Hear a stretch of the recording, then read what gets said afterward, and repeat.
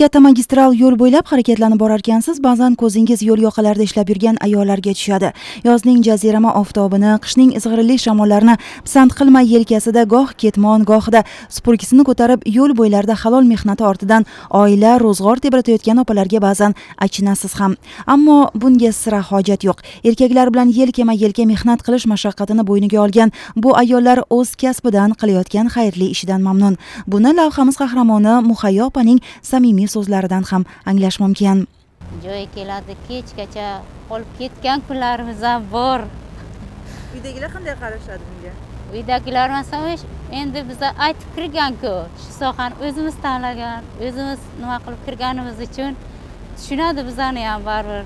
Odamlar ko'pchilik bizaga rahmat deydi-da, ana shunisiga xursand bo'lamiz, zavqlash. Birgina Jondor tumani yo'l qurilishi bo'limida 9 nafar ayollar mehnat qilishadi. Ularning 6tasi qishloqdosh, deyarli qarindosh. Rizqimizni yo'lda bergan ekan, hech nolimaymiz. Mashaqqatlar esa har bir ishda bor, deydi oqko'ngil qishloq ayoli. Mashaqqatlari shu issiqda issiq, sovuqda sovuq, jazirama issiqda asfalt olishga, endi asfaltning o'zi ham issiq, ham havoni o'zi issiq. O'sha paytlar issiqqa nima bo'lgan kunlarimiz ham bo'lgan. Sovuqda ham havo sovuq, ham sovuqda ishlaymiz. Qor tozalaymiz, yaxlan tozalaymiz, chopamiz, olib tashlaymiz. Men vaqtida o'zim o'qimaganim uchun, o'sha uchun farzandlarimni hozir o'qityapman.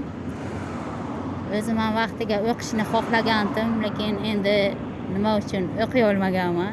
Mehnatkashga ish qahat emas, deydi bobolarimiz. Ish yo'q, oylik kam deb nolib, boshini har eshikka suqib yurgan ayrimlarga yo'lchi opalarning matonati ham, g'ayrati ham namuna.